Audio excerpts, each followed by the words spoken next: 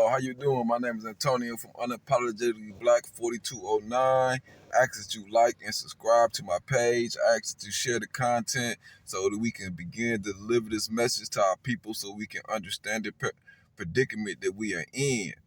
Now, the reason why black people were so affected by redlining has to be explained to a lot of people, and even to whites as well as blacks. Understand that whites did not have large home ownership until the government created the Federal Housing Authority. One of the first Federal Housing Authority insurance homes, 1934-1935. Congress created the Federal Housing Act in 1934.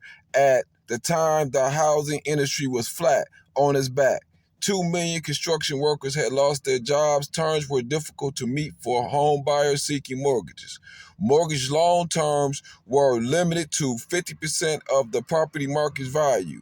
This included a repayment schedule spread over 3 to 5 years and ending with a balloon payment.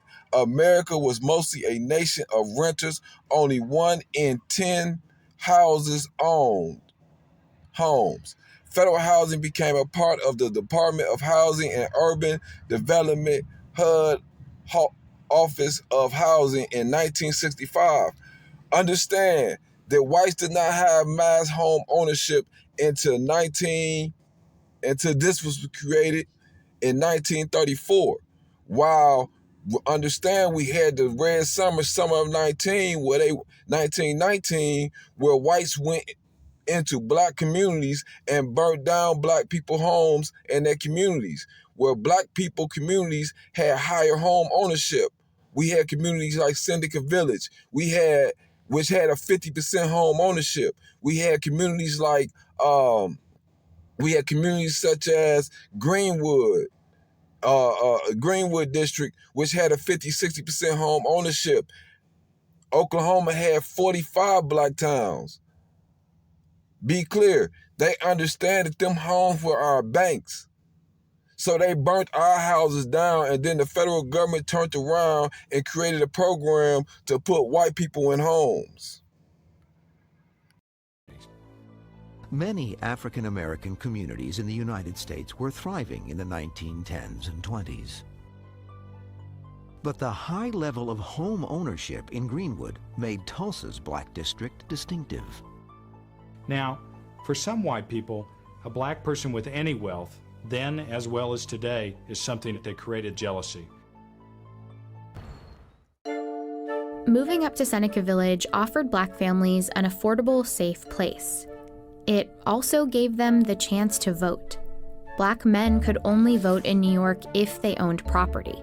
Over the course of the next 3 decades, the community grew to nearly 300 residents. Records from the census show that they were laborers, domestic workers, waiters, and shoemakers.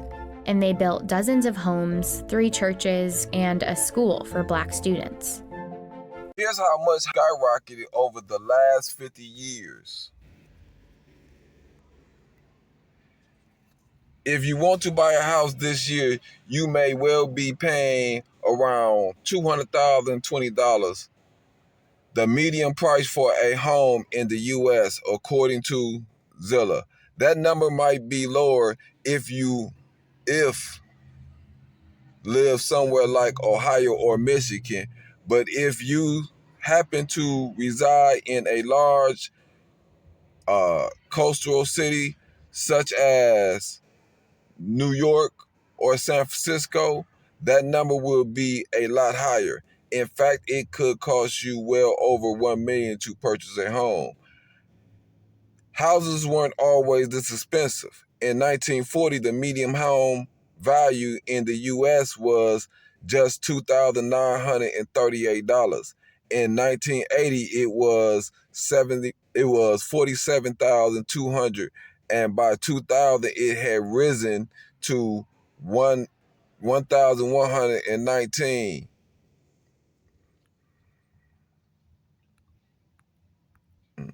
$119,600. Even adjusting to inflation, the median home price in 1940 would only have been $30,600. In $2,000 according to data from U.S. Census. So be clear, the federal government created the Federal Housing Act, 1933. So we said in the last 50 years, which was 1933. So that's so you said the last 50, 60 years, people done purchased these homes. This is their house price increase in value. Something that we was robbed out of.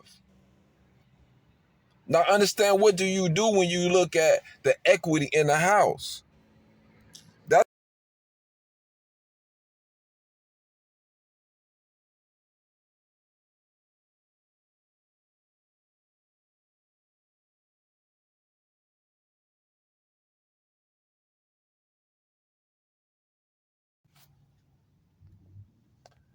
home equity. See, we live in a capitalist system.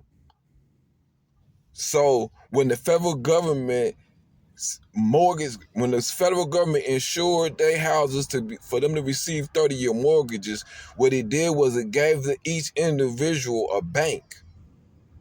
You use the equity in your house in order to finance businesses, in order to get your children their first home when they get married. It's a lot of means you use home equity to do. It's a lot of resources when you own something that you have to create value, additional value with when you live in a capitalist society. This is what they robbed black people of, and when they went and burnt down our communities first. Then they came back, redlined, gave white people housing, excluded black people, created a process where white people can rent houses to black people because they was given access to the credit, right? And also create value again off of our labor. They was given a head start by the government. Don't you understand and see this? Let it be clear. They went to the communities, burnt down our black homes, our black communities, which was our bank, which was our equities to fund our businesses, to send our children off to school. Then they turned around, the government turned around and gave and financed and backed them. But we did it without the government support, without a government agency. There was no federal housing authority in 1919. There was no federal housing authority in 1921 when they burnt down Black Wall Street. Clear. Why I'm speaking on the fact of redlining, how in depth it is because not only did the government come in and only insure white people homes, they allowed white people in 1919 to go into the black towns and communities that we built and burnt our structures down first. We've already owned our homes and built communities without the federal government assistance. They came and burnt our communities, our houses down. Then the government came back when we needed to rent houses and gave them the Federal Housing Authority program that allowed them to have own houses. They only had a 1% home ownership. We had 50, 60% home ownership in multiple communities and towns throughout America. Be clear of this. The summer of 1919 is the crest of one of the most vicious years in American history. There are riots that kind of sweep the nation. They're not just Southern riots.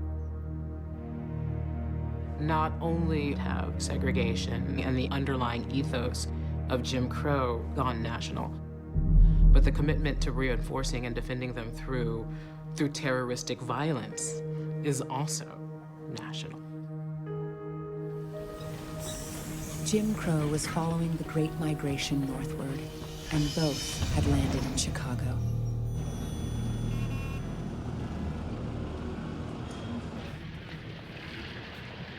In the last 2 years alone, an estimated 50,000 black people had arrived in the city, almost doubling Chicago's African-American population.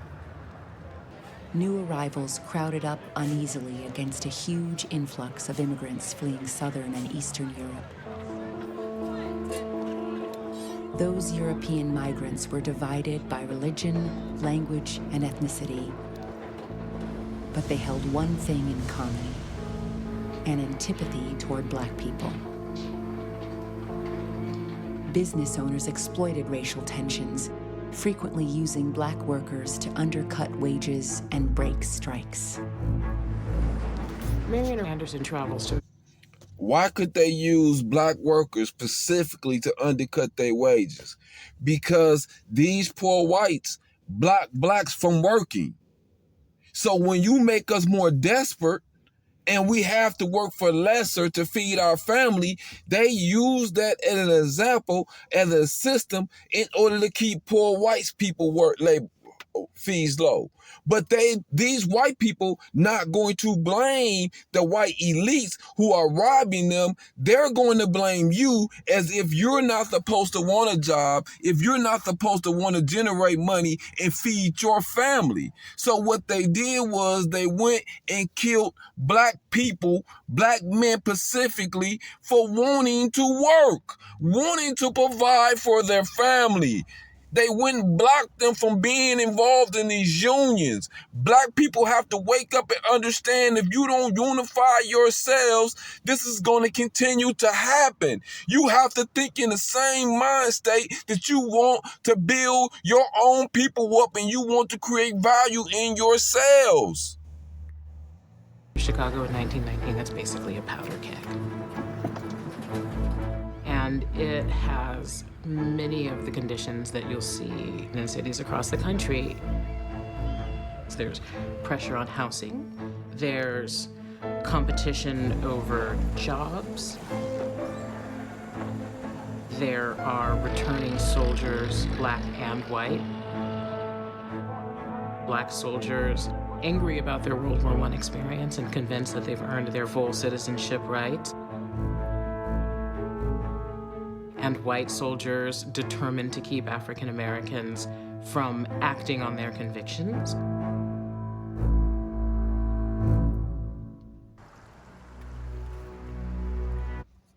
Just an example, you need to read up on this summer of 1919. They called it the Red Summer because they went to so many Black cities and massacred us, slaughtered Black people.